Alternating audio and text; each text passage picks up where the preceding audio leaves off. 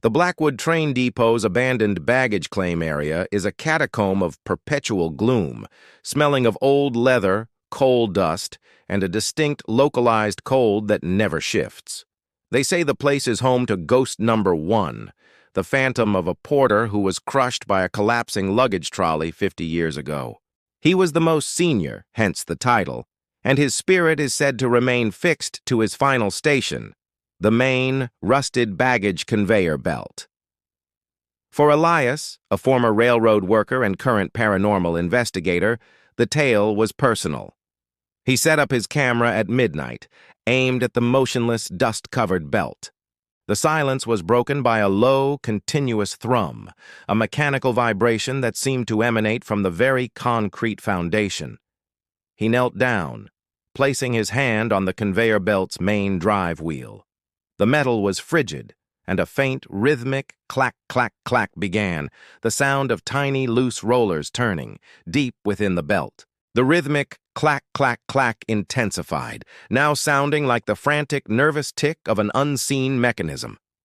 Elias activated his thermal camera, aiming it at the length of the conveyor belt. The screen glowed a uniform, bone-chilling blue, indicating near-freezing temperatures. But in the center of the belt, precisely where the porter was crushed, a single black-hot silhouette appeared, a perfect, man-shaped void of absolute coldness. It was the negative image of a ghost, a psychic impression that actively consumed heat. As the shape appeared, a low, wet gasp sounded from the void, followed by a thick, waterlogged voice that resonated from the rusted metal of the conveyor belt itself. "My load is waiting. The number is called. My load is waiting." The voice, choked and demanding, spoke with the authority of an employee on an endless shift. The ghostly silhouette began to move, gliding slowly along the motionless conveyor belt toward Elias.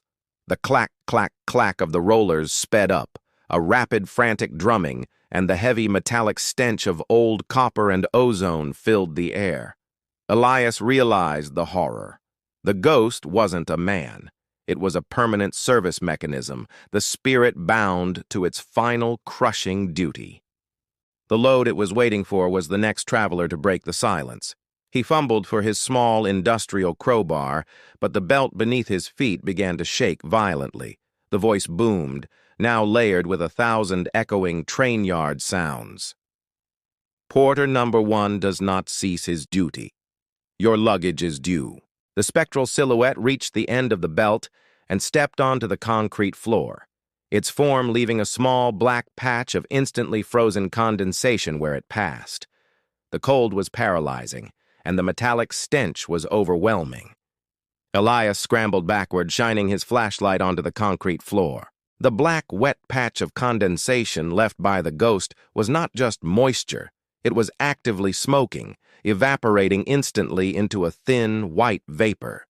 The figure glided closer, its negative heat radiating a physical force that made Elias's clothes cling to his skin. He swung the heavy crowbar wildly at the approaching silhouette, the metal passing through the void with a chilling whoosh that produced no sound. The ghost raised its hand, and the metallic voice spoke a single, chilling command. "The transfer point is here. Submit the parcel." Elias threw the crowbar toward the heavy, rusted drive wheel of the conveyor belt, hoping to jam the mechanism. The crowbar struck the metal with a deafening gong that fractured the silence.